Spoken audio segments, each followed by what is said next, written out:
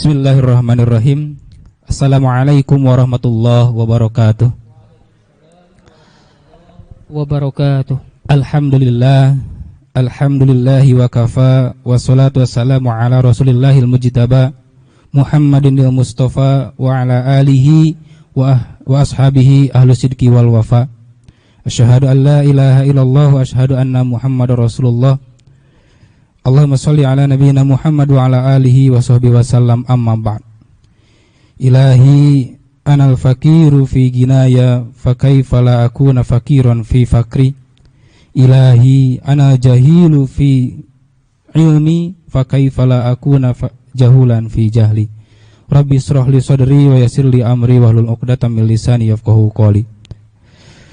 Baik, jemaah sekalian, ikhwan wa ikhwati fillah, a'azzakumullah, baik yang hadir di Aula SMP Hikmah Teladan maupun yang menyimak secara live streaming di YouTube SMP Hikmah Teladan. Puji dan syukur kita panjatkan kehadirat Allah Subhanahu wa taala karena pada kesempatan kali ini kita diberikan kesempatan oleh Allah Subhanahu wa taala tentunya mengisi jatah usia kita di dalam rangka mencari apa yang diridhoi oleh Allah Subhanahu wa taala, salah satunya dengan melaksanakan thalabul ilmi. Salawat dan salam semoga senantiasa dilimpahkan kepada suri tauladan kita semua, Nabi besar Muhammad sallallahu alaihi wasallam, kepada keluarganya, para sahabatnya, para tabi'in, tabi'ut tabi'in. Mudah-mudahan dapat sampai kepada seluruh umatnya hingga akhir zaman.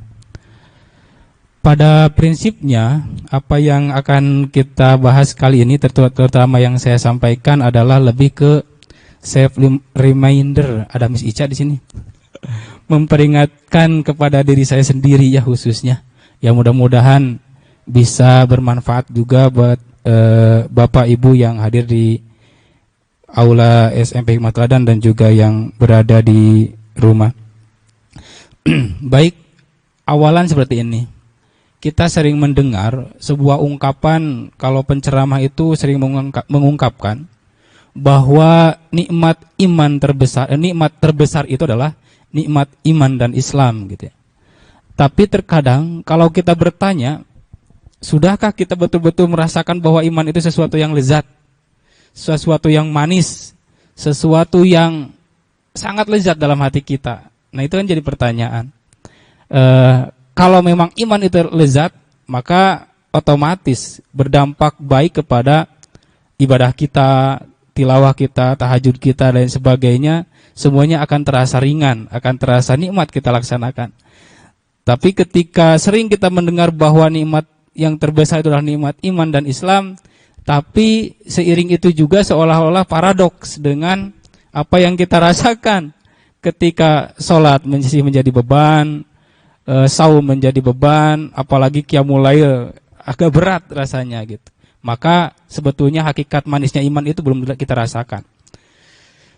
Pada saat ini tentu kita akan mengkaji sisi lain dari surat Al-Fatihah, karena secara detail kemarin sebetulnya beberapa kali pertemuan sudah dibahas oleh Ustadz Agus telah menyampaikan bagaimana tafsir dari surat Al-Fatihah secara detail per kata. Namun pada kesempatan kali ini saya akan mencoba menyisir di bagian lain, sehingga dari surat Al-Fatihah ini kita bisa terdorong semakin merasakan lezatnya iman itu, dan semakin melaksanakan ibadah itu memang menjadi sesuatu yang nikmat dan juga tidak menjadi beban.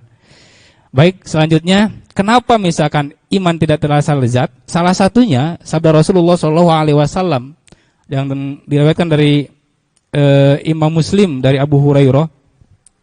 Rasulullah SAW bersabda, salasun man kunna fihi wajada halawatal iman fi qalbihi gitu. Ada 3 hal sebetulnya. Kalau seseorang mempunyai 3 hal ini, maka dia akan merasakan wajada halawatal iman fi qalbihi. Iman itu sesuatu yang manis. Iman itu sesuatu yang lezat, yang nikmat dalam hatinya. Salah satunya saya akan bacakan, yaitu ayyakunallahu wa rasuluhu ahabbu ilaihi mimma siwahuma. Yaitu ketika posisi cintanya terhadap Allah dan Rasulnya melebihi kecintaan terhadap yang lainnya. Salah satu itu aja dulu. Saya kira dari sini sudah kita dapat menyimpulkan siapa kita gitu ya. Bagaimana posisi kita terhadap istri kita mungkin. Cinta kita terhadap harta kita, cinta kita terhadap pekerjaan kita, apakah sudah bisa dilebihi dengan kecintaan kita terhadap Allah dan Rasulnya?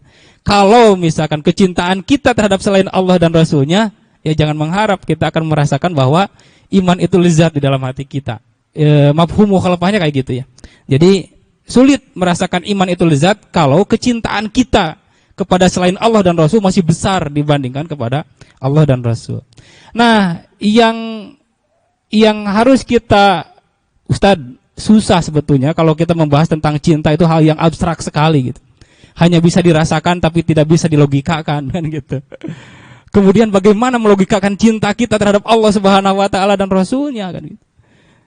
Kalau suami kita jelas lah di depan kita kebaikannya sudah terasa gitu. Anak-anak kita sudah jelas di depan kita dan sebagainya. Nah, ini harus kita pahami. Saya kira cukup kita akan jatuh cinta terhadap Allah ketika kita memahami dengan betul dari surat Al-Fatihah. Baik, nggak usah lama-lama, kita masuk ke surat Al-Fatihah. Bagaimana cara memupuk cinta kepada Allah Subhanahu wa taala di surat Al-Fatihah? Diawali dengan ta'awuz, ya. Al-Fatihah itu a'udzubillahi minasyaitonirrajim, bahwa kita sebagai manusia tidak bisa melangkah sendiri. Kita harus bergantung meminta perlindungan kepada Allah Subhanahu wa taala dari godaan musuh kita yang nyata, yaitu setan yang selalu menggelincirkan kita, yaitu dengan ta'awuz. Maka salah satu ajaran Rasulullah kepada putrinya yaitu Fatimah, ketika menghadapi kehidupan ini ada sebuah doa yang diajarkan oleh Rasulullah kepada Fatimah, yaitu ya hayyu ya qayyum bi rahmatika astaghits aslih lisani kullah fala takilni ila nafsi tarfata ain. Wahai ya Allah yang maha hidup dan maha eksis gitu ya, bereskanlah seluruh urusanku semuanya. Jangan sampai engkau mewakilkan, memberikan tugas itu kepada diriku sendiri, kan gitu. Tarfatain, hatta walau hanya sekejap mata, bantulah aku ya Allah, selalu gitu ya. Kita harus nantiasa bersama Allah Subhanahu wa taala. Itu dari ta'awuz. Saya tidak akan berlama-lama dengan ta'awuz. Pada prinsipnya ta'awuz itu harus kita bacakan apapun, hatta mau berbuat baik. Membaca Al-Qur'an kan sebetulnya amal baik, ngapain harus dita'awuz dulu? Karena kebaikan itu selalu ada rongrongan dari setan untuk menggelincirkan bahwa kebaikan menjadi bukan hal yang baik. Selanjutnya kita masuk ke Bismillahirrahmanirrahim. Dengan nama Allah yang Maha Pengasih dan Maha Penyayang. Ini adalah sebuah ayat yang tidak lengkap ya. Kalau dalam bahasa Arab itu ada jumlah ismiyah, ada jumlah fi'liyah. Ada verbal sentence, ada juga nominal sentence kalau ada Miss Ica gitu ya. Ada kata benda, kata sifat dan juga kata kerja. Nah, di dalam bismillah itu tidak termuat dua-duanya. Maka para ulama menyebutnya, kalau ulama lugha menyebutnya adalah sibhul jumlah, menyerupai jumlah kalimat saja, enggak lengkap gitu. Bismillahirrahmanirrahim itu jar majrur ya, harusnya mu'allaq kepada fi'il yang ada di mana gitu, enggak ada. Atau jumlah ismiyah enggak juga, karena itu didahului hanya mengandung kata sambung dan keterangan saja itu teh ya. Coba kalau saya ngomong gini, dengan HP yang bagus dan baru, apa coba maknanya? Kan enggak ada. Dengan nama Allah yang Maha Pengasih dan Penyayang, kan enggak ada. Ya, awalnya sebetulnya terbatas, tidak sempurna kalimat itu. Tapi justru dengan keterbatasan kalimat itu menjadi sempurna. Kenapa? Karena Allah menghilangkan yang seharusnya ada fiilnya. Maka para mufasir kebanyakannya menafsirkan ada di depan sebetulnya kalimatnya. Bismillahirrahmanirrahim aqra'u, bismillahirrahmanirrahim af'alu, bismillahirrahmanirrahim udarisu dan lain sebagainya. Dengan nama Allah yang Maha Pengasih dan Penyayang, saya melakukan A, melakukan B, melakukan C, melakukan D. Semua yang kita lakukan harusnya bertumpu ke sini. Karena Allah yang Maha Pengasih dan Maha Penyayang. Dan Allah menjelaskan di sini Maha Pengasih dan Maha Penyayang. Lalu apa kaitannya kecintaan terhadap Allah dengan sifat Allah yang Maha Pengasih dan Penyayang? Saya akan jelaskan sebuah metode baik dalam psikologi maupun dalam agama Islam, itu ada istilah ilaf. Ilaf itu adalah mu'allafah gitu ya. Jadi begini, untuk melembutkan hati seseorang, maka diberi hal-hal yang banyak gitu, pemberian yang banyak. Contoh misalnya Pak Abid suka sama seseorang, gak usah susah-susah, tapi kalau dia ditolak gitu ya, ditolak mentah-mentah, gak usah susah-susah. Besoknya datang bawa mawar sama coklat gitu. Besoknya lagi bawa uang segepok gitu ya. Terus aja tiap hari gitu. Di akhirnya bawa Alphard, Vapid, di insya Allah ngudag.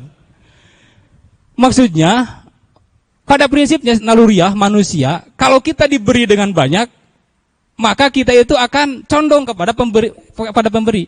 Makanya aturan di yayasan itu tidak memperkenankan pemberian. Kenapa? Takut hati kita cenderung gitu ya, cenderung kepada yang memberi. Sehingga kita tidak objektif. Karena sifat manusia kalau mu'alaf, maka ada mu'alaf itu bukan hanya orang yang masuk Islam dari non muslim pada prinsipnya dalam Islam. Kan ada mustahik zakatnya mu'allafati kulubuhum, hatinya yang dilembutkan, diolok lah bahasa Sunda nama. Jadi begini, kalau ada orang ngaku Islam tapi masih kene jarang ke masjid gitu, kedul ke masjid gitu. Ini tugas DKM masjid yang memperhatikan orang tersebut. Jangan sampai pas kurban dikasih semua yang rajin ke masjid.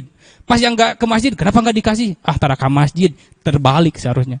Orang yang sudah rajin ke masjid tong dibere kudu nama. Sebab sudah bager, udah hideng gitu, udah taat.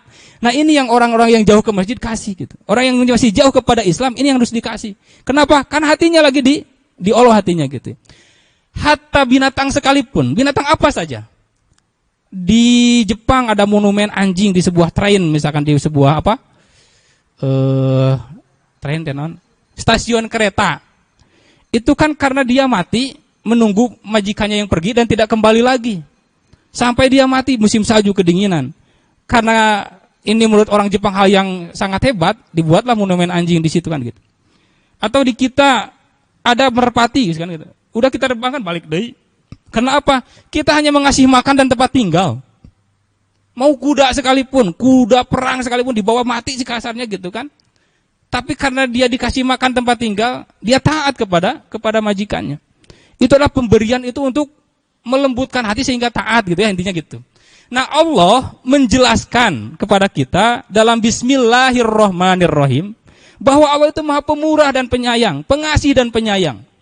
Semua orang dikasih sama Allah Subhanahu wa taala. Dan Allah itu tidak, maka dalam surat Ad-Duha itu wa ma qala itu dihilangkan domir ka-nya kepada Nabi Muhammad karena sebagian ulama menyebutnya umum. Allah itu tidak pernah membenci sampai ekstrim kepada siapapun. Makhluk manusia ini di dunia ini tidak ada yang dibenci secara mutlak oleh Allah Subhanahu wa taala. Kalau Allah mempunyai sifat benci kepada manusia di dunia ini, tentu Allah tidak akan memberikan rizki kepada orang yang kafir, kepada orang yang tidak taat kepada Allah Subhanahu wa taala. Maka Allah itu punya sifat Rahman Rahim. Allah memberi kita banyak. Coba renungkan pemberian Allah kepada kita. Setiap saat, setiap waktu. Udara, kenikmatan, kasih sayang. Mata kita bisa bergerak. Kita bisa melihat dengan normal, telinga kita dan lain sebagainya. Semua nikmat dari Allah Subhanahu wa taala. Pemberian dari Allah Subhanahu wa taala.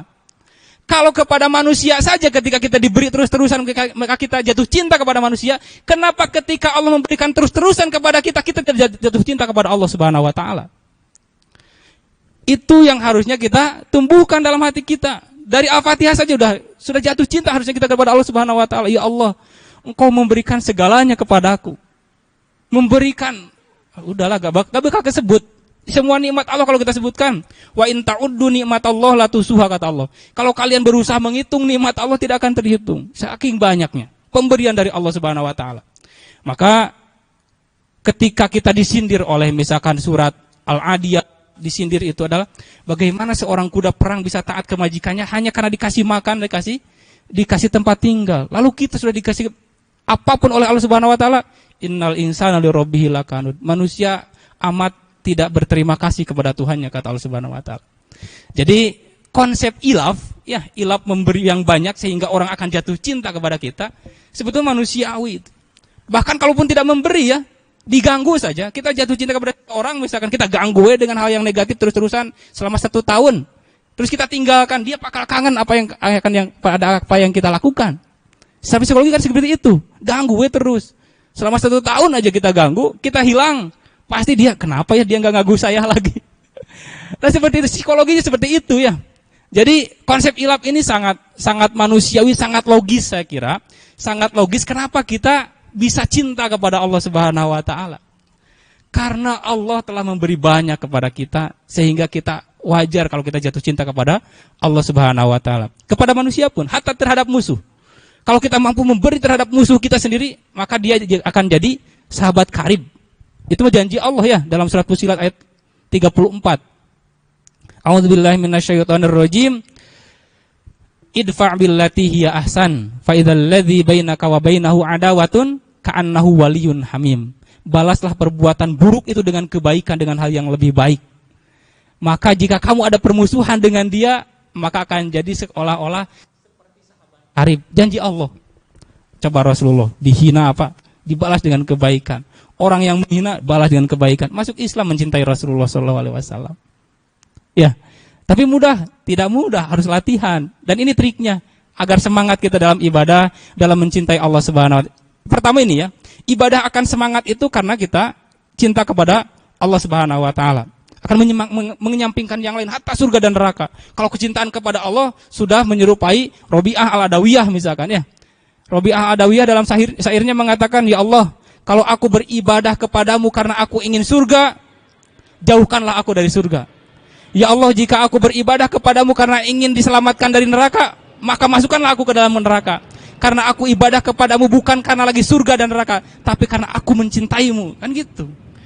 Itu sudah derajatnya lebih jauh ya. Kita mah kadang ku neraka gitu gestisian ku surga teh pati kabita kan gitu. Ini belum terbentuk nih, saya kira. Nanti kita masuk ke sana. Jadi wajar ya, logis. Bagaimana kita bisa mencintai Allah sangat logis. Al-Fatihah sudah jelas, Ar-Rahman Ar-Rahim. Bahkan kata Allah Subhanahu wa taala, kalau kita sudah meyakini bahwa Allah itu punya sifat Ar-Rahman Ar-Rahim, tidak ada benci, tidak ada zolim terhadap hambanya, keputusan Allah itu maha sayang kepada kita, maka akan muncul dalam hati kita sebagai tahmid, puji dan syukur kepada Allah Subhanahu wa taala. Alhamdulillah. Segala puji hanya milik Allah. Kenapa Allah harus dipuji dan segala puji milik Allah? Karena tidak ada keputusan Allah yang buruk. Dari sifat Ar-Rahman Ar-Rahimnya Allah tidak ada takdir Allah yang jelek. Ini juga. Kenapa ketika sholat kita membaca Subhanallah, Alhamdulillah, Allahu Akbar, tidak boleh ditukar itu teh urutannya. Tidak Allahu Akbar dulu, kemudian Subhanallah, kemudian Alhamdulillah, tidak. Tapi harus Subhanallah dulu. Kenapa? Karena hatta dalam pemikiran pandangan sufi, hatta neraka sekalipun itu adalah bentuk Rahman Rahimnya Allah Subhanahu wa taala. Kalau Allah tidak sayang kepada orang yang berlumur dosa mati ke bawah meninggal gitu ya. Kata Allah, aku itu Rob yang maha suci dan surga itu tempat orang-orang yang suci. Tidak mungkin dihinggapi oleh orang-orang yang kotor. Gimana caranya? Ya kamu mandi dulu lah di sana, bersihin dulu di neraka. Itu bentuk hatta neraka sekalipun dalam pandangan sufi itu adalah bentuk kasih sayang Allah Subhanahu wa taala. Nah, setelah itu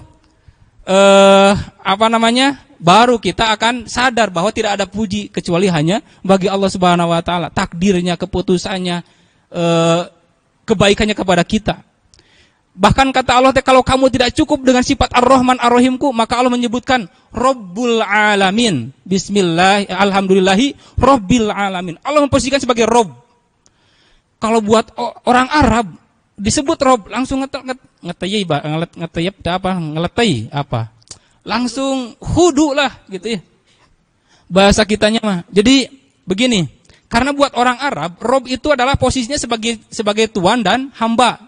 Budak kepada tuannya biasanya manggilnya Rob. Bilal bin Rabah kepada Umayyah bin Khalaf sebelum dimerdekakan manggilnya ya Robbi, wahai tuanku, ya.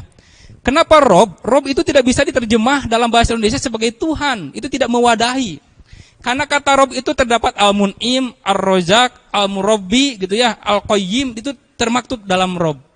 Jadi yang memelihara, memperhatikan tumbuh kembang, itu yang Rob. Mana Rob?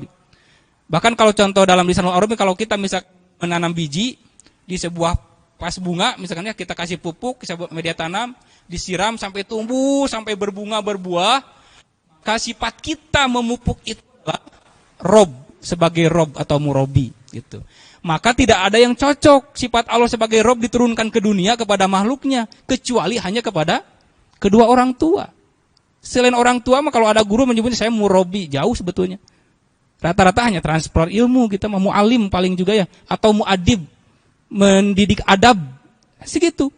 Kalau Rob itu memperhatikan segala hal, maka yang cocok jadi Rob di rumah di dunia ini hanya orang tua. Apa doa kita? Rabbighfirli wali walidayya warhamhuma kama rabbayani shaghira. Karena yang mampu merobbi kepada kita itu hanya orang tua setelah Allah itu ya. Jadi, nah Allah lagi jelaskan. Kalau kamu masih belum cinta kepadaku dengan sifat Rahman Rahimku, kata Allah, perhatikan lagi kata Rob. Aku yang memberi nikmat kamu, aku yang membuat kamu eksis di dunia ini, aku yang membuat kamu mendapatkan rizki, aku membuat kamu mendapatkan semua apa yang kamu capai pada ini adalah aku sebagai Rob, kata Allah Subhanahu Wa Taala. Bahkan bukan hanya kamu, kalian yang aku urus, kata Allah Subhanahu Wa Taala. Al-alamin, seluruh semesta alam aku urus, kata Allah Subhanahu Wa Taala. Maka kalau kita sadar betul terhadap Allah sebagai Ar-Rahman, Ar-Rahim, sebagai Rob, maka sudahlah. Cukup kita mencintai Allah Subhanahu Wa Taala. Renungi kalau kita lagi sholat. Karena Al-Fatihah sering kita baca sehingga jangankan dibaca ya. Lagi bawa motor gitu ya atau ingat apa, mulut kita baca Al-Fatihah pasti lancar. Nah karena seringnya itu sering terlupakan maknanya. Makanya pas sholat maknai Bismillahirrahmanirrahim, Alhamdulillahirabbil alamin. Udah jatuh cinta kita kepada Allah Subhanahu Wa Taala. Seharusnya. Karena kita sadar pemberian Allah itu terlalu banyak, sangat banyak. Allah jelaskan lagi di ayat 3-nya. Ar-Rahmanir-Rahim. Kamu belum lagi jatuh cinta kepadaku, kata Allah. Ar-Rahmanir-Rahim. Ditegaskan lagi oleh Allah Subhanahu Wa Taala di ayat 3. Aku ini Maha Rahman, Maha Rahim. Maha Pengasih, Maha Penyayang. Ya. Kita terkadang suka sama siapa misalkannya public figure yang memberikan apa gitu ya. Dengan hartanya dia mampu berbagi, senang ya. Nah, tapi kenapa kita kadang tidak merefer gitu ya kepada Allah Subhanahu Wa Taala? Bagaimana Allah memberikan segalanya kepada kita dan lain sebagainya sehingga kita mampu mencintai Allah Subhanahu Wa Taala. Itu yang pertama, bahwa ibadah kita akan termotivasi. Kalau definisi ibadah mah gak mesti disebutkan ya, seharusnya mah udah pada paham ya apa itu ibadah. Ibadah menurut Ibnu Taimiyah dalam Majmu' Fatawa misalkan ya, beliau mengatakan ismun jami'un likulli ma yuhibbuhullah wa yardah min qaulin aw af'alin az-zahirah wal batinah. Jadi ibadah itu adalah isim, sebuah nama yang sangat universal, yang mencakup semua hal. Intinya kalau ibadah itu kalau perbuatan itu baik perkataan atau perbuatan yang zahir maupun yang batin, asalkan mengandung dua unsur, yuhibbuhullah wa yardah. Selama dicintai dan diridhoi oleh Allah, maka itu adalah ibadah. Apapun, ya. Termasuk bismillah. Akhirnya nanti kita akan bismillah. Karena Allah segala hal. Saya mengurus rumah tangga karena Allah. Saya mengurus anak karena Allah. Saya mendidik anak-anak karena Allah, gitu kan, dan semuanya. Jadi bismillah itu terbatas maknanya, tapi sempurna. Di balik keterbatasan bismillah sebagai sebuah kalimat yang tidak sempurna, tapi maknanya sempurna. Jadi kalau ibu-ibu misalkan semua kegiatan rumah tangganya karena Allah, nggak akan ada kata-kata seperti ini. Duh, hese gawe teka capek, nah hese capek teka pake, capek gawe teka pake lah gitu bahasa. Itu Baliut. Hese gawe teka pake, capek gawe teka pake. Nya. Capek gawe teka pake, masak teu ditarimakeun. Urang geus ngabajuan budak geus ngepel moal aya istilah kitu. Lillah, saya bismillah. Bismillah saya ngepel, bismillah saya sasapu, bismillah saya nyetrika, bismillah saya masak. Beres. Perkara suami misalkan udah makan di sekolah atau di kantor pulang belum lapar, ya udah. Saya mah udah kewajiban kita karena Allah. Tidak akan ada ngaras tula, bahasa Sunda namanya, moal aya capek gawe teu kapake, enggak bakal ada. Karena kita mah karena Allah Subhanahu Wa Taala. Itu yang pertama. Dan dalam rizki biasanya kita harus jauh juga dari sifat istagna ya. Istagna itu adalah kebalikan dari qanaah. Istagna itu karena dia merasa kaya. Katanya gue istagna, bukan algina ya. Algina itu orang yang kaya beneran gitu.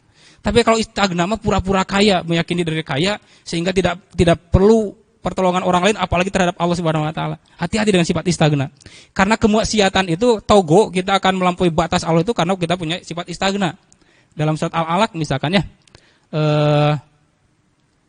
Innal insana layat ogo kalla innal insana layat ogo, manusia itu pasti akan togo melampaui batas, berbuat seenaknya. Kapan mereka teh ar-ra'ahu stagna, jika dia memandang dirinya adalah sebagai istagna, segala mampu, segala cukup.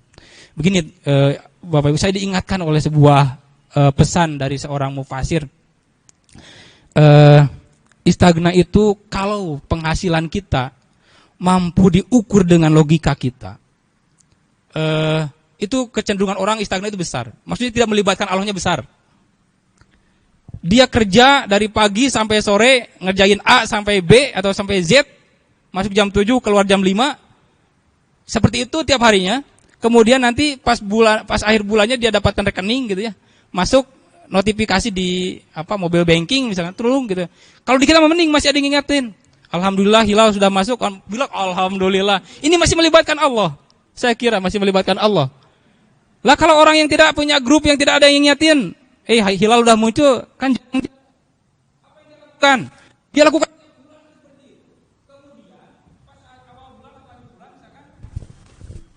dia mengambil gajinya. Dia ambil kartu ATM, masukin ke ATM, kira-kira bismillahirrahmanirrahim, pas masukin ke ATM. Ya bukan kita ini mau di sana gitu ya. Masukin ke ATM, pas diambil ternyata uangnya dicek, udah ada, alhamdulillah ya Allah rezeki. Jarang. Hati-hati dengan gaji yang tetap, rutinitas yang menjamin kehidupan kita, justru akan menjauhkan kita kepada Allah Subhanahu wa taala. Beda dengan si mang nasi goreng.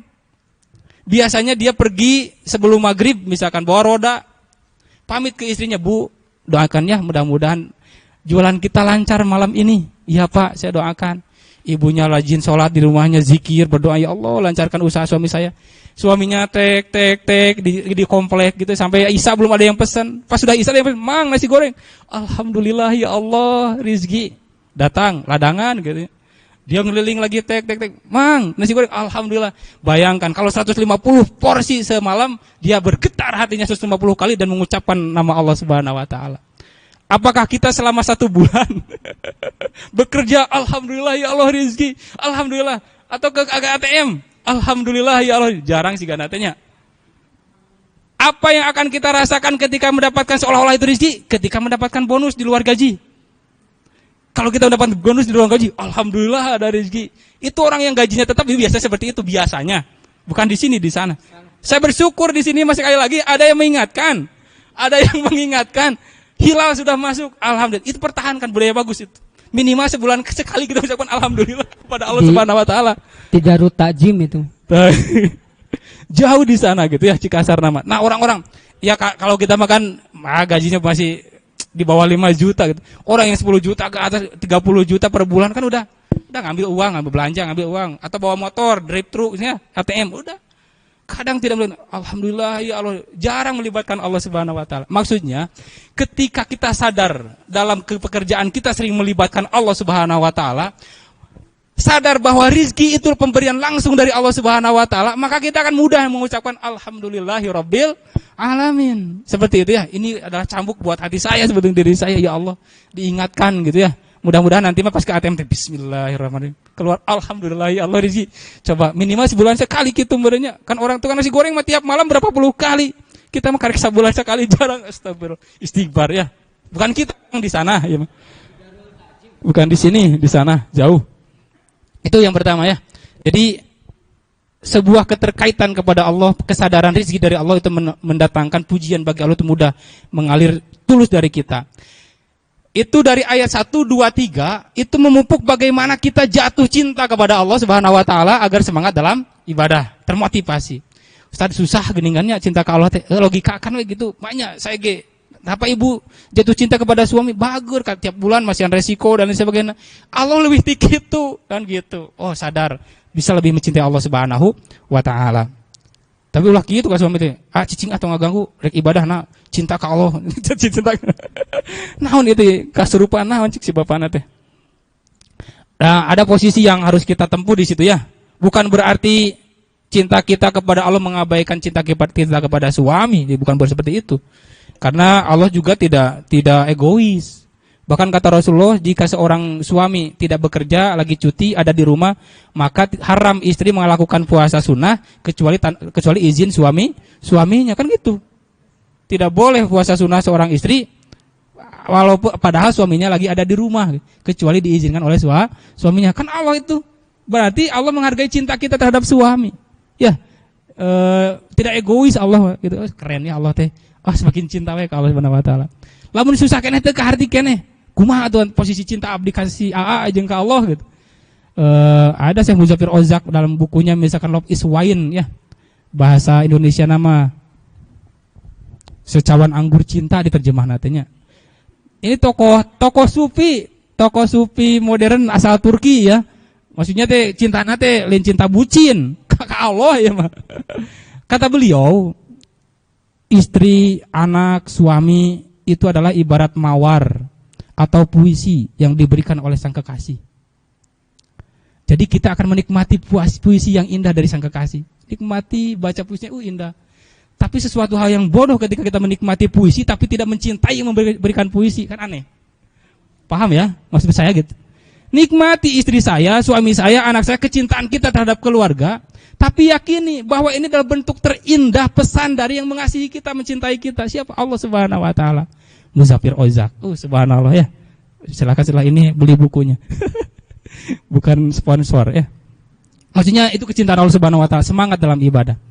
Kata Allah, kalau kalian masih belum cinta kepada Allah karena menyadari pemberian Allah yang Ar-Rahman Ar-Rahim, yang Rabbul Alamin, dikuatkan lagi dengan Ar-Rahman Ar-Rahim. Stop sampai sini pemberian Allah. Ada juga kata Allah di ayat 4-nya, Maliki Yaumiddin.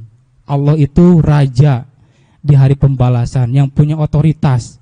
Biasanya kalau kita taat itu kepada seseorang karena dia baik kepada kita atau karena kita takut kepada seseorang, itulah intinya. Kita bisa taat karena kebaikannya kita taat. Tapi kalau karena kebaikannya kita belum tersentuh, ada sisi takutnya kita terhadap yang kita taati kepada Allah Subhanahu wa taala. Kita akan ibadah karena takut Allah itu punya sebagai Maliki Yaumiddin, punya hari pembalasan. Keyakinan terhadap akhirat yang harus kita pupuk. Maka rukun iman itu bisa disingkat jadi 2, ya. Amana billahi wal yaumil akhir. Amana billahi wal yaumil akhir. Kata Rasulullah bahkan, man kana yu'minu billahi wal yaumil akhir fayukrim dhaifah. Man kana yu'minu billahi wal yaumil akhir fayukrim jarrah, dan sebagainya. Ini selalu disingkat, iman kepada Allah dan hari akhir. Ini titik tolak agar kita semangat dalam ibadah. Yaumil akhir, yakin. Saya sering nanya, Bu, Pak, yakin adanya akhirat? Yakin cenah. Sok ngomongkeun batur. Sok. Nah, berarti can yakin. Kenapa bentuk keyakinan? Ulama itu membagi 4 grade untuk keyakinan terhadap akhirat. Begini. Yang pertama ada inkarun, munkar. Munkarun itu adalah menolak, 100% menolak, tidak percaya terhadap akhirat. Yang kedua ada namanya syakun. Syakun itu 50-50, ragu-ragu. Aya teu akhiratnya, buah aya, buah eueuh. Ta eta sakun. Di atas 50%, aya 51% sampai 99% namina zonnun.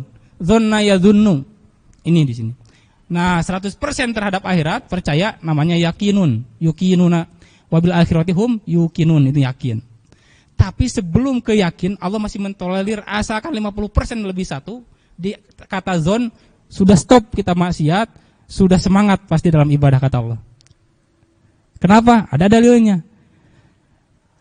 Al-Mutaffifin ayat 4 misalkan. Setelah ayat 1, 2, 3-nya menceritakan tentang kebobrokan sistem ekonomi, sistem sosial yang sangat buruk, tentang kecurangan yang terjadi di masyarakat. Wailul lil mutaffifin alladzina idza iktalu 'alan nasi yastawfun wa idza kaluhum aw wazanuhum yukhsirun. Itu kan di ayat 4-nya ulaika ala yazunnu ulaika annahum mab'usun. Makanya kata Allah, kecelakaan bagi orang-orang yang punya sifat tatfif. Tatfif itu adalah curang.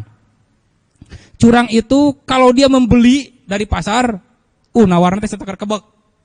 Udah nawar setekar kebek teh, minta dicumponan, dihaneutan Pak tuh haneutan. Bahasa Sunda kan ada istilah dihaneutan. Masih ditambahan deui gitu. Kalau membeli gitu, tapi kalau menjual yukhsirun, dikurangan gitu. Nah, itu orang yang insya Allah kita tidak termasuk. Kalau kita membeli minta cumpon ya sering lah kita ya minta dihaneutan gitu. Tapi kalau kita menjual ke orang lain insya Allah jauhkan kita mah ya. Nah, kalau ada orang yang punya sifat seperti itu, bahkan sebagian ulama tafsir modern menyebutkan tidak tatfif itu tidak hanya dalam jual beli, termasuk standar ganda. Standar ganda itu misalkan penegak hukum menegakkan hukum kepada si A itu dengan berat, tapi kepada si B dengan kesalahan yang sama tapi diberikan keringanan. Itu standar ganda namanya. Nah, standar ganda itu namanya tatfif juga menurut ulama modern.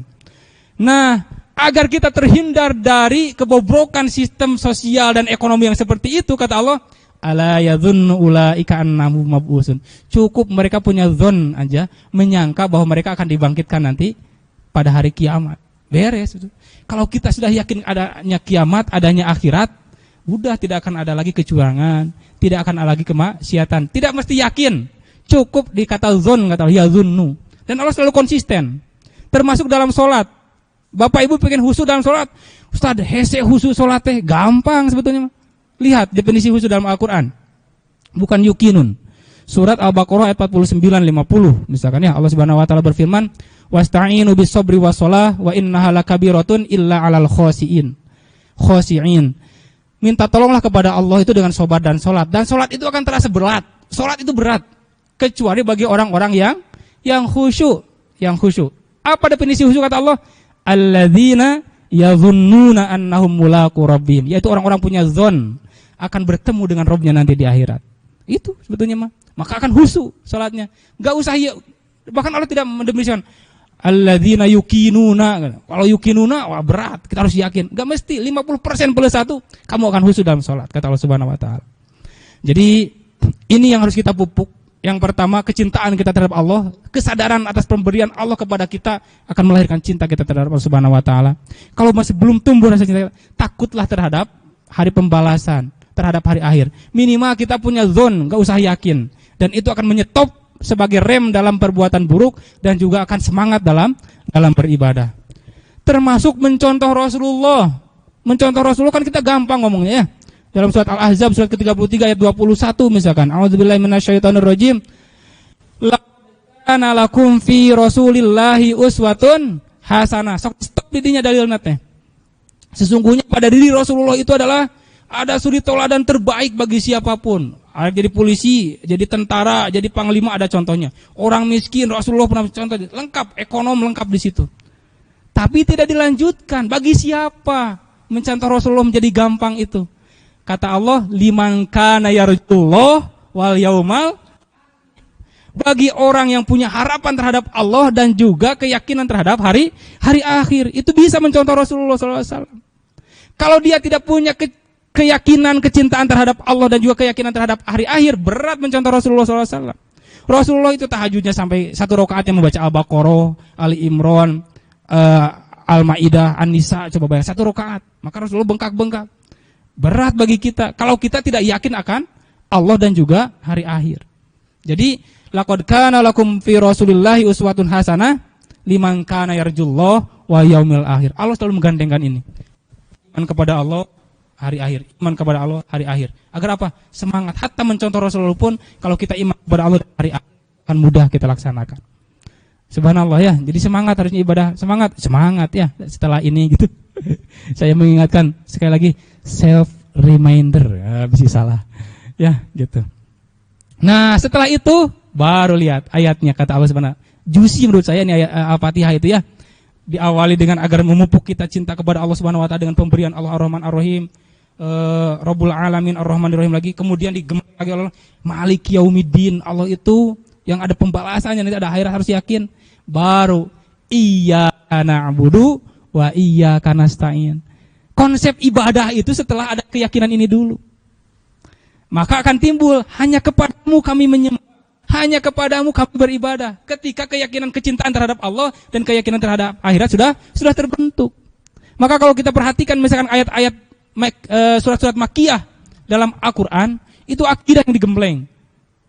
Terutama misalkan dari surat-surat pendek aja ya, An-Naba sampai Al-Qari'ah, itu kebaikan Allah dalam surat An-Naba, surga neraka, kebaikan Allah surga neraka, koharnya Allah surga neraka. Itu aja digembleng di Makkiyah itu ya, prosesnya itu. Supaya yakin tentang kebaikan Allah, koharnya Allah, surga dan neraka. Setelah itu baru di Madinah turun ayat-ayat syariat, perintah saum, haji dan lain sebagainya. Nah, ini juga sama Al-Fatihah itu seperti itu. Gembleng dulu kecintaan terhadap Allah Subhanahu wa taala, keyakinan terhadap akhirat, baru akan lahir ibadah yang tulus dalam hati kita. Iyyaka na'budu, hanya kami kepadamu menyembah ya Allah. Menyembah itu atas apa? Atas syukur, sebagian syukur nikmat kepada Allah Subhanahu wa taala. Atas nikmat yang Allah berikan yang banyak kepada kita, kan seperti itu. Ustaz abdi mah khusus salat teh da lain keur pas nikmat, keur sedih. Lamun sedih abdi mah bikin kaceurik tah salat teh nyegrug gitu nya. Ari keur bunga kadang poho. Nah ini juga mindset yang harus dirubah. Bapak Ibu, Allah itu senang kepada hambanya yang ibadah dengan terbaik. berdoa dengan terbaik. Cuman sayangnya kita berdoa dan ibadah terbaik itu ketika lagi ada masalah, lagi sedih. Maka Allah tidak diberi masalah, aja kesedihan terus. Bukan Allah suka memberikan masalah, memberikan kesedihan. Tapi Allah suka kepada kita yang ibadahnya bagus, zikirnya bagus, berdoanya hebat. Cuman ketika kita ibadah dan berdoa yang terbaik itu ketika sedih, diberi kesedihan terus, bro. Coba dirubah mindsetnya sekarang mah. Kita sembahkan ibadah terbaik itu ketika bahagia. Biarkan Allah memberikan kebahagiaan terus kepada kita. Harusnya gitu. Ya. Harusnya seperti itu. Mindsetnya yang harus dirubah. Ya, mindset. Maaf, bisa salah bahasa Inggris teh. Bisa salah bahasa Inggris. Karena ragok, mending bahasa Arab sekalian. Ya gitunya. Cara berpikir kita harus dirubah. Nah bisa gitu ketika kita bahagia, kemudian sholatnya kita khusyuk, bisa. Sebelum sholat itu gerenteskeun dina hate, bahasa Sundana dina mana urang, ya Allah, saya beribadah sekarang ini, sholat ini, karena ingin bersyukur atas nikmat yang telah Engkau berikan kepada saya selama ini. Saya bahagia ya Allah, saya bersyukur dengan, saya ingin sholat ini sebagai bentuk syukur saya kepadamu ya Allah. Allahu Akbar, khusyuk, insya Allah. Lain pas keur ceurik wae, paingan urang teh susah wae nya.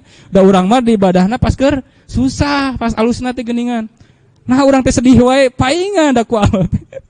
Allah maulin bukan senang kita susah, bukan senang kita sedih, tapi Allah suka kepada hambanya yang mempersembahkan ibadah terbaik, doa terbaik. Cuman ibadah kita ketika susah, atau kucing susah itu namanya terbaik.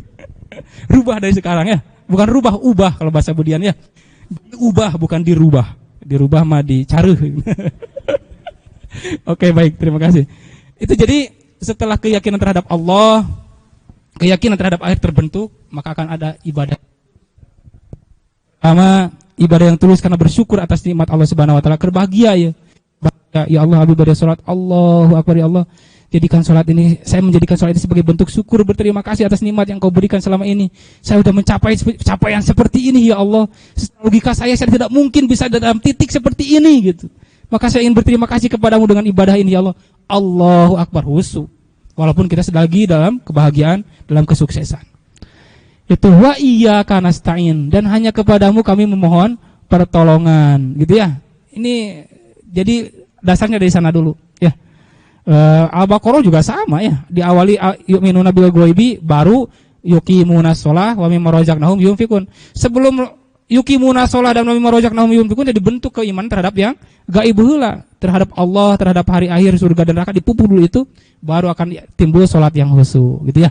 Subhanallah ya. Juicy menurut saya ini Al-Fatihah.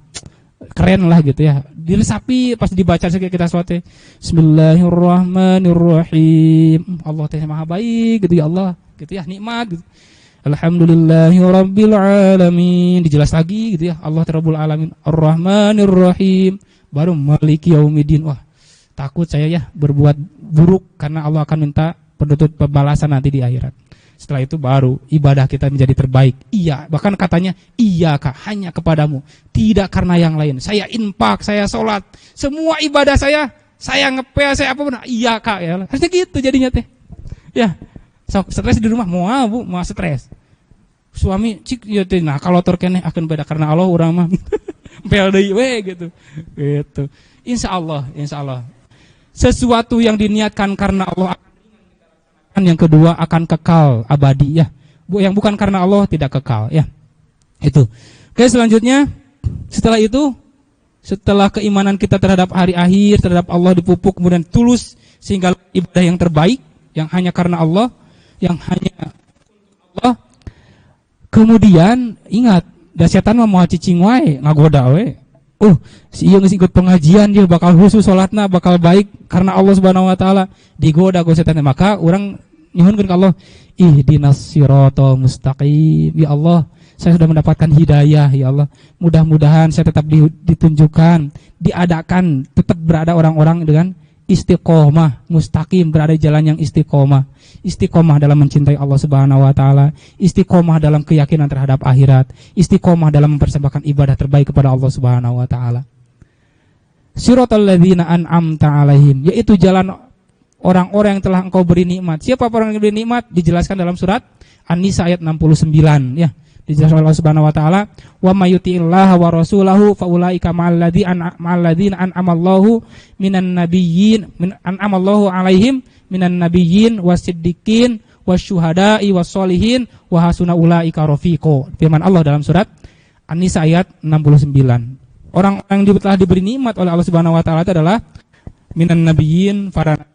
Yang kedua orang-orang yang benar, orang-orang yang jujur. Yang ketiga syuhada, orang-orang yang mati syahid. Dan yang keempat adalah orang-orang yang solih, minas solihin. Itulah orang-orang yang diberi nikmat oleh Allah Subhanahu wa taala. Hatta di para nabi. Ibu, Bapak pengen tahu solusi masalah?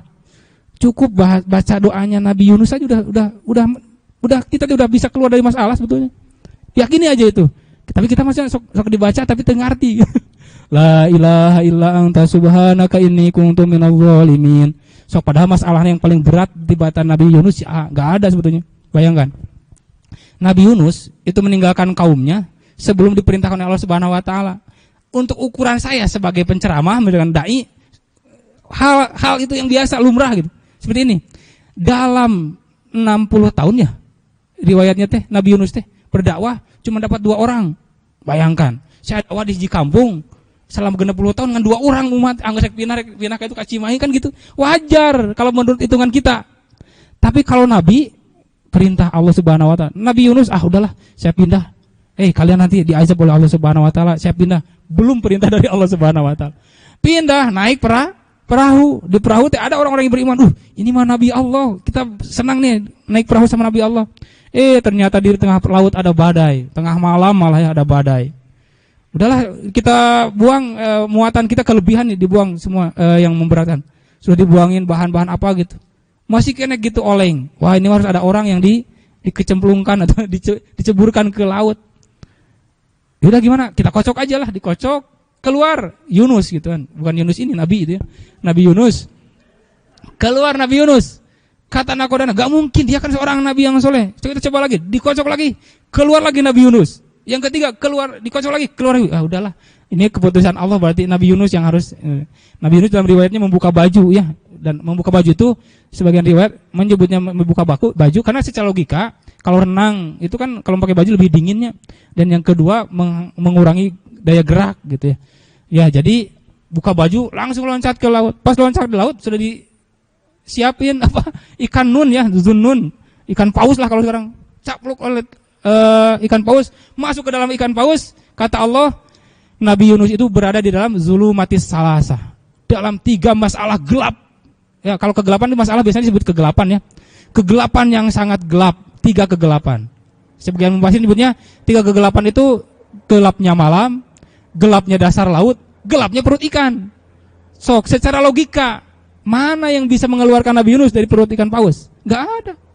Logika mana yang bisa mengeluarkan? Gak ada. Ada orang kalau punya kapal selam seperti sekarang gak bakal ada tahu ada orang di dalam perut ikan paus atau ya. Gak mungkin tahu gitu. Apa yang disadarkan oleh Nabi Yunus? 3 kalimat. La ilaha illa anta subhanaka inni kuntu minadh dhalimin. 3 hal ini harus kita yakini. Kalau kita dalam 3 kegelapan, kegelapan teh ada bim 3 di Ustaz salamana poek wae hirup teh asana teh. Masalah teh asa bertubi-tubi gitunya. Nah, yakini doa ini. Istighfarnya Nabi Yunus. Kan kalau masalah teh dianggap kegelapan ya keburukan teh. Kunaon keur poek gelap hirup teh kan gitu masalah. Pertama, yakini la ilaha illa anta. Tidak ada yang bisa menolong kita, yang bisa mengeluarkan kita dari masalah kecuali Allah Subhanahu wa taala. Yakin itu. La ilaha illa anta. Tidak ada Tuhan selain Engkau ya Allah. Tidak ada seorang pun yang bisa menolong hamba dari kesulitan ini. Tidak ada seseorang pun yang bisa menolong. Maka kalau ada masalah teh ka Allah ya, Bu. Umat.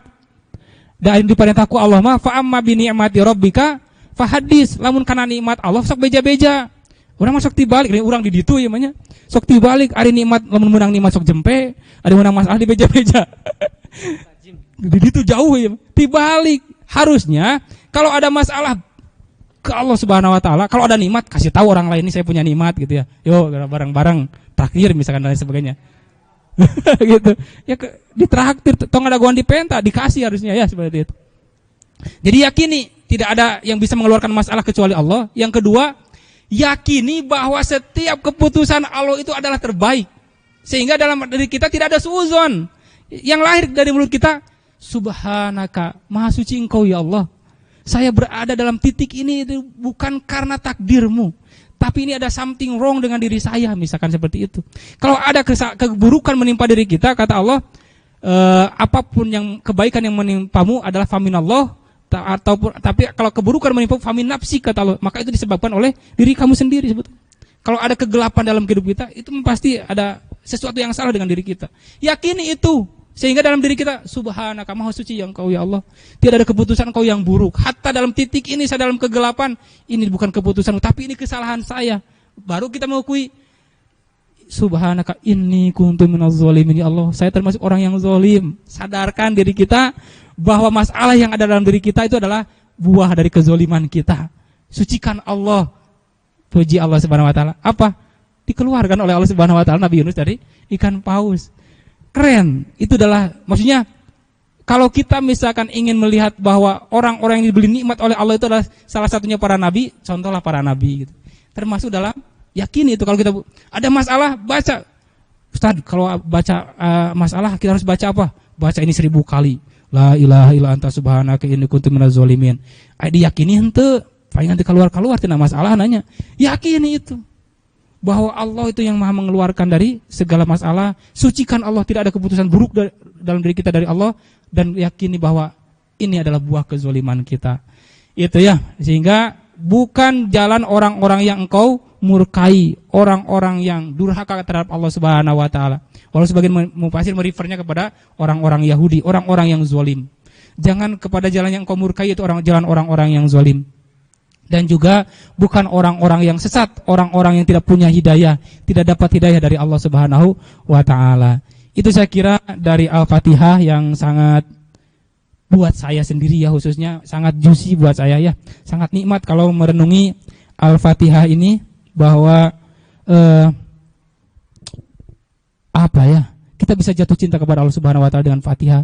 Kita bisa semangat ibadah kepada Allah Subhanahu wa taala dengan kekoharannya Allah Subhanahu wa taala, baik dari sisi kebaikan maupun koharnya Allah Subhanahu wa taala, dengan mempunyai hari pembalasan, sehingga akan tulus dalam diri kita itu melahirkan iyyaka na'budu wa iyyaka nasta'in. Wallahu a'lam bishawab. Mungkin itu yang dapat disampaikan sebagai pengantar yang kelamaan, pengantarnya terlalu lama gitu ya. Maka nanti barangkali yang didiskusikan yang benarnya adalah firman Allah dan sabda Rasulullah SAW. Kalaupun ada yang keliru, itu mutlak kekeliruan saya pribadi sebagai manusia biasa. Mohon maaf yang sebesar-besarnya. Maka Atur nuhun, jazakallahu khairan katsira Ustaz anu parantos ngadugikeun yang telah menyampaikan informasi keilmuannya, terutama terkait dengan masalah ibadah, pun demikian dengan motivasi yang harus dilakukan untuk meningkatkan ibadah kita. Ternyata sangat sederhana ya kalau kita simak, tapi memang berat untuk dilakukannya. Ternyata salah satu gerbang dari meningkatkannya ibadah kita itu, tumbuhkan dulu manisnya keimanan di dalam diri kita, manisnya keislaman di dalam diri kita, yang salah satunya adalah meningkatkan keimanan kita kepada Allah dan kepada hari akhir. Insya Allah dari situ akan tumbuh sedikit-sedikit rasa atau tensi kita untuk melakukan ibadah yang lebih serius lagi, lebih khusyuk lagi. Oke, ikhwatul iman, hadirin semua yang ada di sini, ataupun teman-teman semua, ikhwatul iman, rekan-rekan semua yang ada di rumah yang menyaksikan live streamingnya di YouTube SMP Hikmah Teladan, barangkali ada beberapa permasalahan atau ada suatu perkara yang harus didiskusikan terkait dengan tema kita kali ini, yaitu motivasi di dalam beribadah kita, ataupun di luar konteks ini juga tidak masalah ya. Kita buka sesi untuk berdiskusi. Barangkali rekan-rekan yang ada di ruangan ini dulu, ada yang akan didiskusikan? Atau Pak Billy yang di rumah ada yang ini?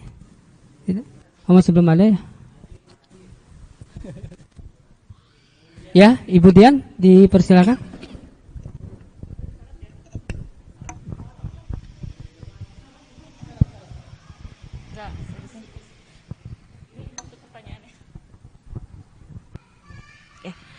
Terima kasih atas waktunya. Assalamualaikum warahmatullahi wabarakatuh. Waalaikumsalam warahmatullahi wabarakatuh. warahmatullahi wabarakatuh. Ini mungkin sedikit curhat jadinya.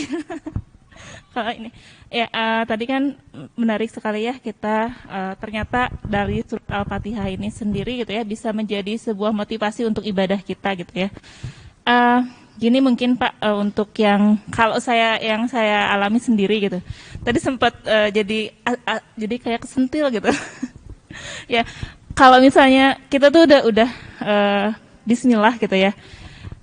Dalam hati mah saya udah belajar untuk bismillah gitu ya, untuk melakukan segala sesuatu yang kita kerjakan gitu.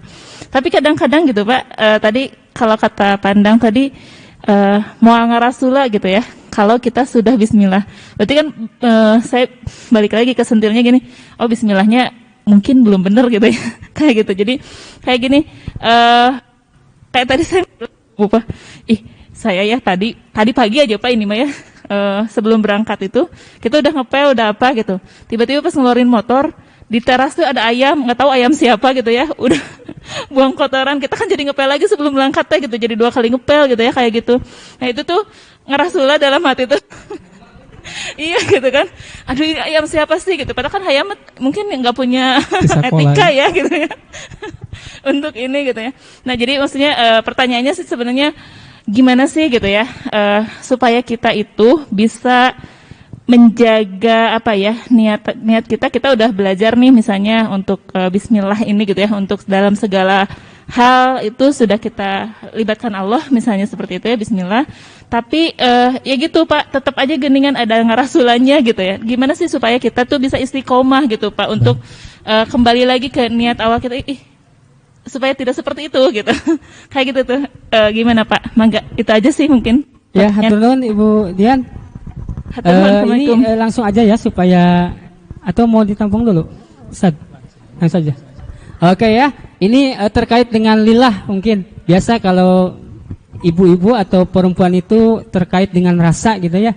Kadang lillah itu suka kalah dengan rasaan dan rasa gitu. Gimana itu untuk mensiasati itu Ustaz? Iya, baik, terima kasih. Padahal di status mah sering gitu ya, semoga lelah kita menjadi lillah itu seringnya. Itu gampang bisa nulis statusku jempol mah. Begini ya, sebetulnya memang perlu dilatih, tapi dilatih juga ada treatment yang harus kita lakukan. Salah satunya memohon kepada Allah agar hati kita dilapangkan, karena hati yang sempit itu mudah kabadu. Ya, sederhananya seperti itu. Gini, makanya pangkat Nabi saja ya, Nabi Musa itu kan punya sifat temperamental. Kalau misalkan dia mendapatkan ungkapan tidak enak, sok ngebedenghel, langsung amek gitu. Maka pas disuruh dakwah kepada Fir'aun itu, Nabi Musa berdoa kepada Allah, Rabbi srohli sodri, ya Allah luaskan dada saya. Nah sodri ini logikanya gini ya, kalau dalam ayat lain dalam Al-Quran seperti ini, bukankah buta itu matanya, walakinna ta'mal qulub allati fis sudur, kan gitu. Bukan buta itu adalah matanya, tapi yang buta itu adalah hatinya yang berada dalam sudur. Ini tahu ya sebetulnya kalau kita sebut dari Imam At-Tirmidzi bahwa hati itu punya wadahnya, itu paling luar itu adalah sudur, dada. Jadi gini aja gak sederhananya, hati punya wadah. Kalau wadahnya lebar, luas dan dalam, itu gak mudah tersinggung. Coba kalau kita masih ada sebuah benda di sebuah ruangan sempit, kemudian ada yang masuk banyak ke situ, duk-duk ke situ kan, duk-duk gitu ya. Tapi kalau luasnya seluas lapangan gitu ya, pan ngodak bola lagi, hese ku 11 orang deh, gitunya. Tapi kalau misalkan bola satu ku 11 orang di kamar, nggak bisa usik, duk-duk, saya tadi jeger gitu. Maksudnya hati yang lapang itu tidak mudah kalau ada langsung jegur, langsung dengunah orang. Itu tanda hati sempit sebetulnya. Rasulullah mah dijamin ku Allah. Kalau Nabi Musa minta kepada Allah, Robbi srohli. Kalau Nabi Muhammad enggak, alam nasroh laka sadrak. Bukankah aku telah luaskan dadamu wahai Muhammad? Nabi Muhammad mah kekasih Allah betul-betul. Surti Allah mah sebelum Nabi Muhammad minta sudah dikasih oleh Allah Subhanahu wa taala. Wa yasirli amri, kata siapa? Kata Nabi Musa. Tapi ke Nabi Muhammad mah kata Allah, wa nuyassiruka lil yusra. Aku telah mudahkan kepadamu dengan hal yang mudah Muhammad. Keren ya. Maksudnya Nabi Muhammad maka enggak kesinggungan. diludahin, dihina, dibenturan ku batu sampai berdarah dari mukanya yang mulia itu berdarah. Datang malaikat Jibril, lain basata yadaika ilas sama, wahai Muhammad, jika kamu menegadahkan tangan ke langit dan meminta gunung Uhud supaya ditimpakan ke orang Taif, pasti hancur orang Taif. Kata Rasulullah, lah jangan Jibril. Malah Rasulullah melantunkan doa, Allahumma hdi qaumi fa innahum la ya'lamun. Ya Allah, berikanlah hidayah kepada kaumku ini karena mereka melakukan ini karena tidak tahu. Nabi Muhammad. Kenapa? Hatinya seluas samudra. Makanya kalau dalam bahasa Indonesia lapang dada. Lapang dada itu dadanya segi lapang gitu. Mau mudah kesinggung. Nah, maka maksudnya apa hubungannya pertanyaan tadi? Kita harus dilatih lilahnya dan agar tidak mudah kesinggungan. Seolah-olah itu dihargaanku ya gitu. Ayah hayam, nah ayam hinggung. Dah hayam teh sakola. Ingat nanti kana boga hayam saha ieu cenanya gagabah. Kan itu karena hati kita mungkin bisa sempit. Ya, sempit itu jadi mudah kesinggung. Luaskan hati kita dengan apa? Berbanyak doa. Da Allah nu bisa ngalapankeun hati kita mah. Robbis rohli sodri. Ini harus dipakai pas ceramah we, Robbis rohli teh sigana teh rek menghadapi Firaun mah Mustami teh. Pan eta doa ieu doa Nabi Musa rek menghadapi Firaun. Mustami dianggap Firaun, Robbis rohli sodri. Kan gitu. Jadi Robbis rohli itu umum doanya. Kalau kita punya hati yang suka tersinggungan, salah satunya baca doa itu. Robbis rohli, ya Allah, luaskan hati saya, luaskan dada saya, biar tidak gampang tersinggung. Termasuk terhadap anak ya. Saya terkadang suka merenung juga terhadap anak ya. Anak kita yang belum balik gitu. Dia melakukan kesalahan, dimarah-marahi, padahal Allah sendiri ngitung dosa. Setiap dosa yang dilakukan oleh anak yang belum balik itu rufi al-kalam, kata Rasulullah kan, rufi al-kalamu an salasin. Catatan amal baik dan buruk itu tidak akan ditulis dosa itu dari 3 golongan. Anis sobiyi hatta yahtalima, dari anak kecil sampai dia dewasa akil balik. Kalau dia belum balik melakukan kesalahan, Allah aja mau mengampuni, tidak ditulis dosa. Nari ulang nyarikan kuat kalaklah dasar pakai bahasa Al-Qur'an, nasiatin kadibatin khotiah bilang gitu ya. Kan itu bahasa kita nyarikan budak misalnya. Kan Allah saja yang tidak menghukum ya. Nah itu mah bagaimana kata Al-Mukarram A'agim misalkan, jagalah hati gitu ya. Jangan kau kotori. Jadi istinya maksudnya untuk memupuk lilah kita itu dibantu dengan hati yang lapang tentunya. Ya, sehingga agar tidak ngaras tula, tidak mudah kesinggungan teh, hati kita yang harus lapang dulu biar teu mudah kabadug. Aya batu ngalungkai itu ada jauh teu kena kana hati urang, nyantai we kan gitu. Beda nu sempit mah, aya batu ngultrak langsung kena. Berarti harus banyak Robbis rohli ya. Robbis rohli itu bukan hanya menghadapi Firaun maksudnya ya. Kalau kita merasa sering tersinggung, sering sakit hati, tidak mudah rasa ikhlas, pegawaian tadi anggap langsung, nah maka kita harus memperbanyak Robbis rohli sodri ya. Ya Allah, lapangkanlah dada saya. Itu tipsnya mungkin Bu, sederhananya seperti itu. Ya, hatur nuhun Pak. Bangga sama ya. Mudah-mudahan langsung paham ya Bu ya. Jadi treatmentnya langsung dengan 2 treatment. Agengan wadahna, intenkin doana gitu. Gitu. Siap. Pemirsa sadaya. Oke, Ikhwatul Iman hadirin sekalian yang ada di studio atau di ruangan ini juga Ikhwatul Iman yang ada di rumah yang mengikuti melalui live streaming. Ini Al-Ustaz ada pertanyaan nih dari Ibu Nur Hasanah di rumah nih. Assalamualaikum, Pak Andang izin bertanya nih, gimana caranya untuk bisa sholat secara khusyuk, sedangkan sering banget kalau sholat masih suka mikirin, aduh masih ada cucian, nanti masak apa ya gini. Jadi kalau sudah Allahu Akbar, aduh hujan nih, cucian gimana nih? Iya. Ya itu tadi. Ya gitulah sebangsa-sebangsa yang demikian. sebangsa setanah air. Baik. Sholat khusyuk ya, makanya dulu ada Abu Sangkan ya dengan bukunya pelatihan sholat khusyuk gitu dan sebagainya. Saya juga pernah mengikuti dan lain sebagainya gitu ya. Tapi pada prinsipnya agar sholat khusyuk itu keyakinan terhadap Allah aja. Alladzina yadhunnuna annahum mulaqu rabbihim, bahwa kita itu akan bertemu dengan Allah, itu yang pertama.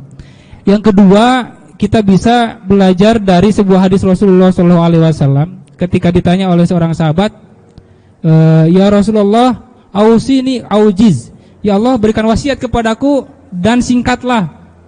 Minta wasiat tapi yang singkat ya Rasulullah teh. Maka kata Rasulullah SAW, idza qumta ila sholat fasolli sholatal muwadi'. Itu yang akan membuat kita khusyuk salah satunya. Jika kamu berdiri untuk melaksanakan sholat, maka anggaplah sholat kamu itu adalah sholat terakhir dalam hidupmu. Kata Rasulullah. Trik yang sangat jitu dari Rasulullah, agar timbul sholat kita khusyuk, anggap setelah sholat itu kita tidak ada usia lagi. Pasti kita kan khusyuk. Ya, karena kebiasaan kita Allahu Akbar itu jadi Allahu Akbrai. Segala katingali. Kunci nu eueuh kapanggih pas keur salat makan gitu. Maka aya lamun hayang kunci leungit kunci hayang kapanggih salatnya 2 rakaat cenah kapanggih. Jadi eta teh seolah-olah menjadi kebiasaan karena ketika kita salat hal-hal yang kita lupakan itu teringat, ya. Teringat oh can anu. Nah, maka salat itu diawali dengan fokus. Pas mengucapkan Allahu Akbar, Allah Maha Besar, Allah urusan masak kecil, Allah nu besar kan gitu.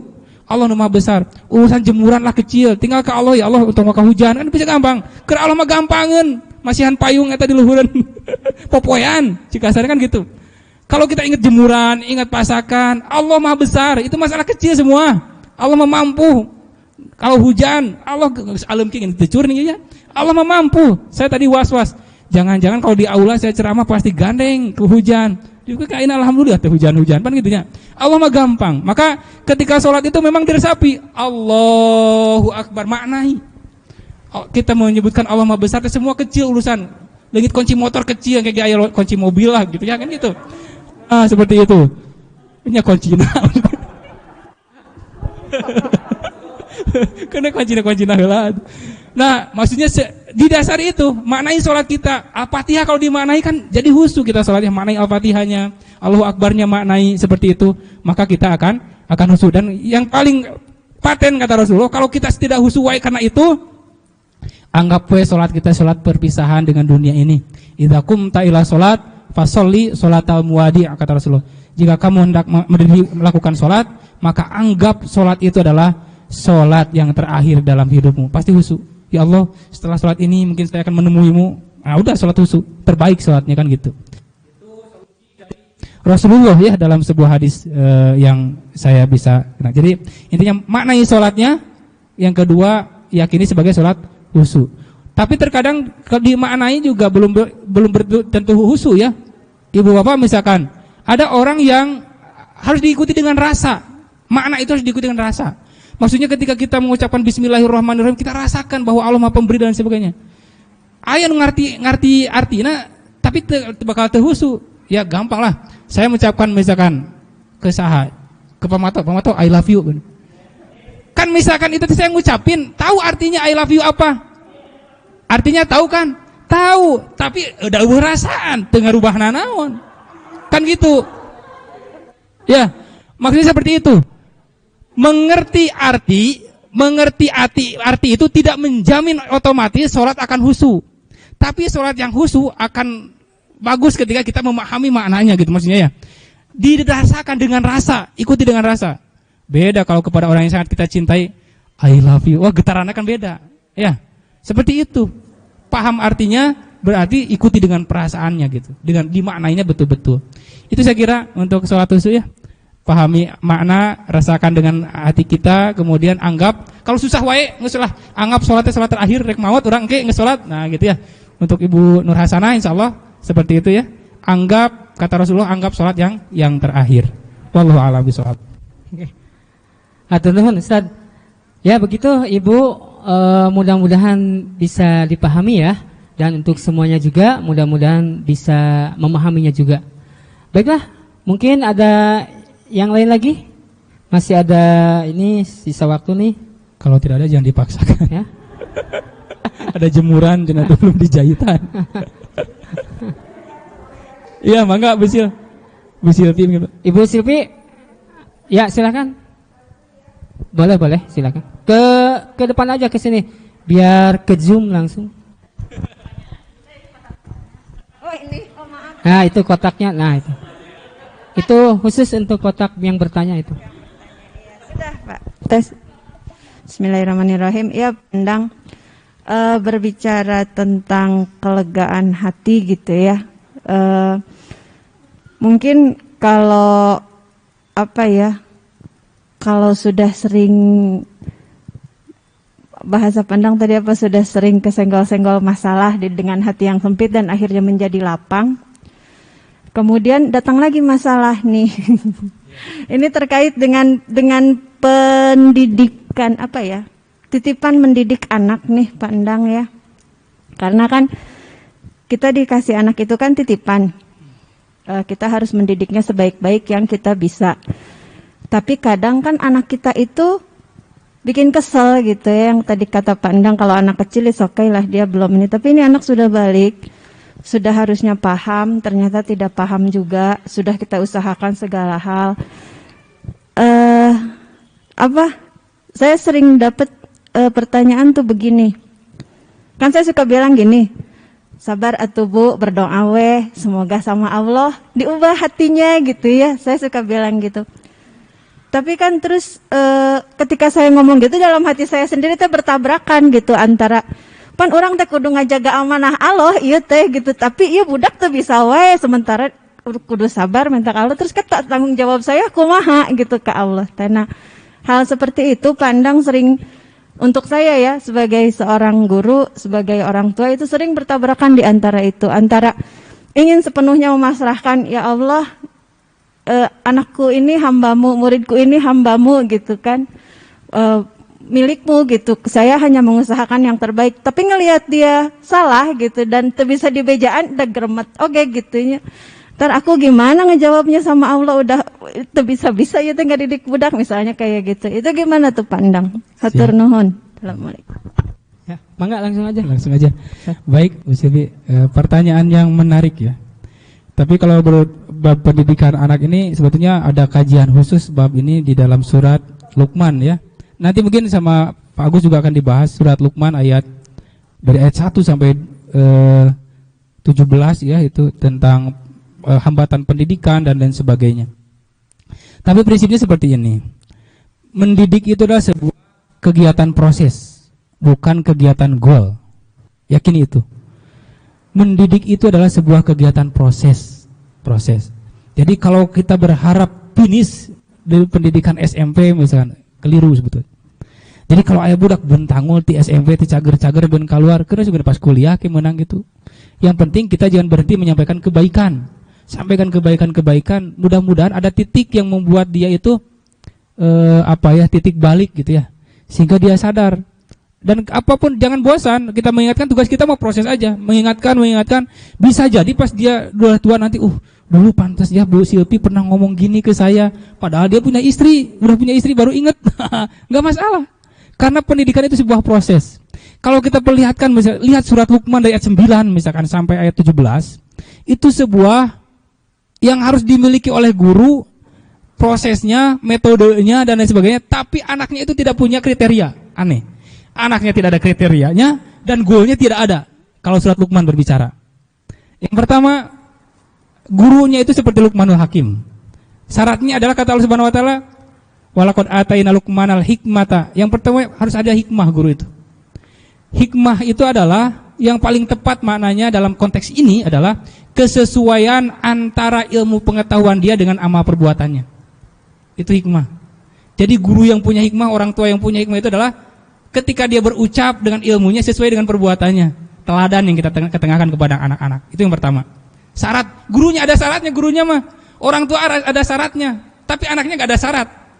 Gak ada syarat dalam surat Luqman. Anaknya harus A, harus B, gak ada. Luqman menjelaskan kepada anaknya itu, anaknya tidak ada kriteria A, B, C, gak ada anak mah dalam mendidik. Dan goalnya pun tidak ada. Anak-anak nanti seperti apa, gak ada. Gak disebutkan. Karena ini proses pendidikan itu ya. Jadi guru yang pertama punya hikmah. Yang kedua, anishkur lillah, punya sifat positive thinking, punya daya syukur kepada Allah Subhanahu Wa Taala. Nya orang mah punya murid banyak, coba sekolah lain mah gak punya murid, timbul syukur kepada Allah Subhanahu Wa Taala. Burung palung biologi anak orang, iya teh, jika asana bahasa Sunda kan gitu.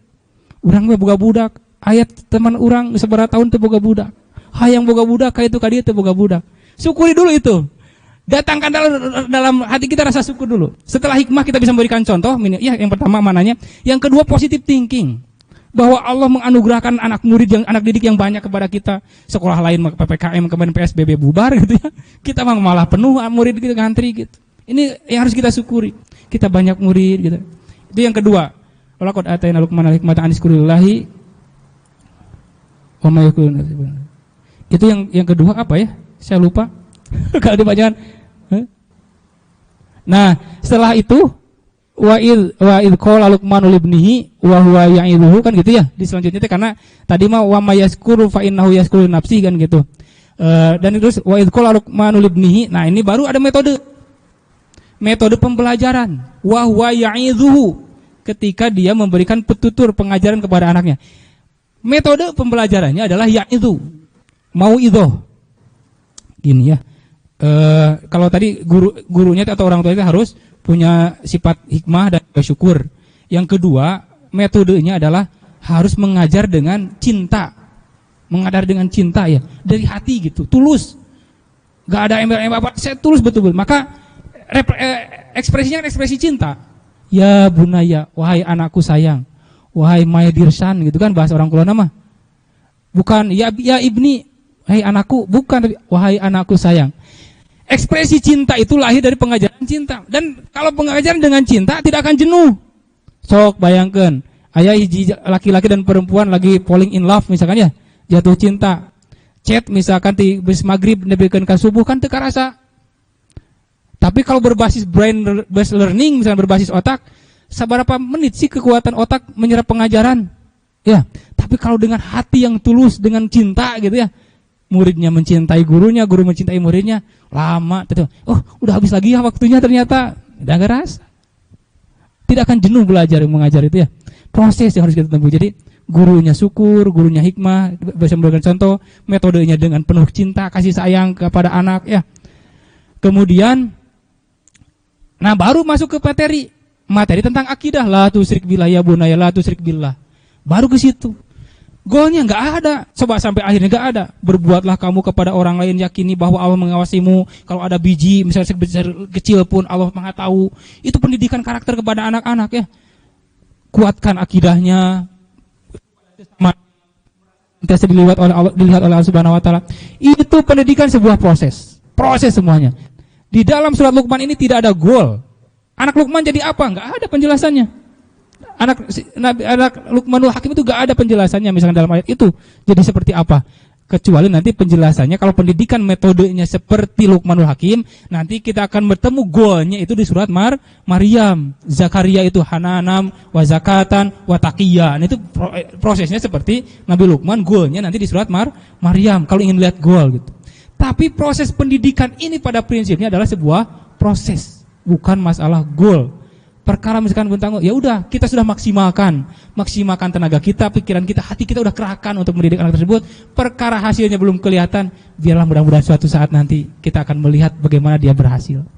Seperti itu mungkin Bu. Jadi dalam proses pendidikan itu, terutama kalau dari surat Luqman, tidak ada kriteria anaknya seperti apa, anak bedegong, anak kumaha nggak ada dari situ ya. Yang ada juga guru atau orang tua yang harus punya kriteria, terus metodenya harus punya ya, kemudian baru materinya. Dan itu adalah sebuah proses yang panjang. Menurut Az-Zarnuji dalam Ta'lim Muta'alim sebutnya tuluz zaman, long life education orang seorang kulon mah. Wallahu a'lam bishawab. Gitu, Pak. Ya, begitu. Bu Silvi, mudah-mudahan bisa dipahami ya. Jadi intinya tetap kita lebih menekankan kepada apa yang menjadi kapasitas dan kriteria kita. Untuk hasil tetap ada di tangan Allah Subhanahu wa taala. Seperti itu. Mudah-mudahan bisa dipahami ya. Dan teman-teman semua, ini Ustaz rupanya waktu sudah tidak memungkinkan untuk diperpanjang lagi ya. Iya. Akhirnya kita sudah ada di penghujung acara kajian kita kali ini. Dan sekali lagi mudah-mudahan apa yang telah tersampaikan tadi khususnya dari Ustaz terkait dengan motivasi kita untuk meningkatkan ibadah kita dalam diri kita dan kehidupan kita, mudah-mudahan bisa menjadikan ajakan bagi diri kita, sebagaimana tadi disampaikan, lebih khususnya lagi mudah-mudahan jadi pengingat diri bagi kita supaya kita menjadi pribadi yang lebih baik lagi, terutama dalam intensitas ibadah kita kepada Allah Subhanahu wa taala. Baiklah, hadirin semuanya, ikhwatul iman yang ada di ruangan ini dan yang ada di rumah. Alhamdulillah acara ini telah kita selesaikan dengan lancar dan ada dalam rahmatnya Allah Subhanahu wa taala. Mari kita sama-sama tutup acara kita kali ini, acara kita kajian ini dengan membacakan doa bersama-sama. Alhamdulillahirabbil alamin. Subhanakallahumma rabbana wa bihamdika asyhadu an la ilaha illa anta astaghfiruka wa atubu ilaik. Akhirul kalam, wassalamualaikum warahmatullahi wabarakatuh. Waalaikumsalam warahmatullahi wabarakatuh.